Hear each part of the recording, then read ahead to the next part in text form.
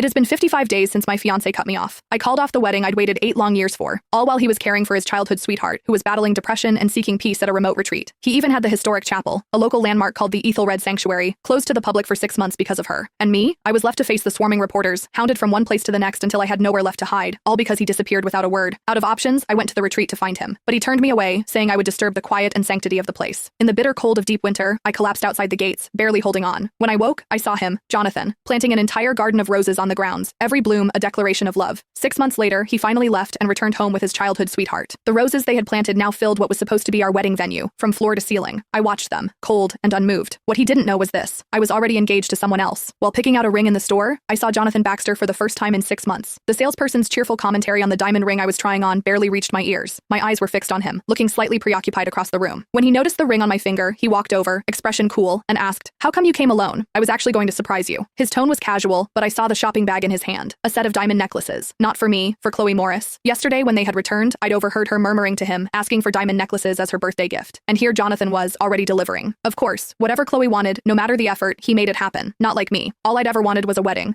I had waited 8 years for and never received. So this time, Jonathan, I would wait no longer. I took a few steps back, silently slid the ring off my finger, and handed it to the clerk to put away. Instantly, Jonathan pulled out his card to pay. Before I could explain to the salesperson, my gaze caught on the strand of prayer beads around his wrist. Just yesterday, when Chloe announced her return to the public eye, one of the photos in her post had prominently featured those same beads. At a glance, they seemed out of place among the other glamorous shots, but someone online recognized them as exclusive items from the historic retreat he'd closed for her. Soon, the story of the place's 6-month closure and the identity of the bracelet's owner was everywhere. Paparazzi had captured footage of Chloe and him leaving the grounds. Even without showing Jonathan's face, the custom-tailored suit and the special edition car said it all. Everyone was congratulating her on landing a wealthy partner. And me? I had become the punchline. I pulled my thoughts back to the present and stopped the clerk from taking his card. "No, it's all right. I was just browsing. I don't plan to buy it." Jonathan glanced at his phone, replying distractedly, "Just get it. I have some time this afternoon. We can go get our marriage license." Marriage license? To him, it was just another item on a checklist, a matter of formalities. But that kind of obligatory commitment, I don't need it anymore. I didn't answer him and walked out of the store. Jonathan followed, clearly annoyed by my refusal. "Are you still upset because of Chloe?" he asked. "I told you. Our wedding is still happening. I'm only helping her out of respect for her father." Yes, Chloe was his old friend's daughter. Since her father passed, Jonathan had taken it upon himself to look after her. She called him Uncle John, but the look in her eyes held something far warmer. I knew Jonathan saw it too. He just chose to pretend he didn't. And me? I was nothing more than a shield he used to deflect gossip and protect her from the world's scrutiny. I met Jonathan's gaze and replied evenly, "Yes, I understand." Though inwardly I thought, "Jonathan, this game of 3 we've been playing, I'm done. Yes, my wedding will still happen as scheduled, but the groom won't be you anymore." Faced with my detached response, Jonathan's tone sharpened with impatience. "I'm busy every day. I don't have time to manage your moods. If you don't want to get married, fine. Don't. Call it off." With that, he left me standing alone in the mall and drove off. He didn't know. The wedding was already canceled. And truly, I no longer wanted to marry him. I opened my phone and saw the last message in our thread. My message had been blocked and hadn't gotten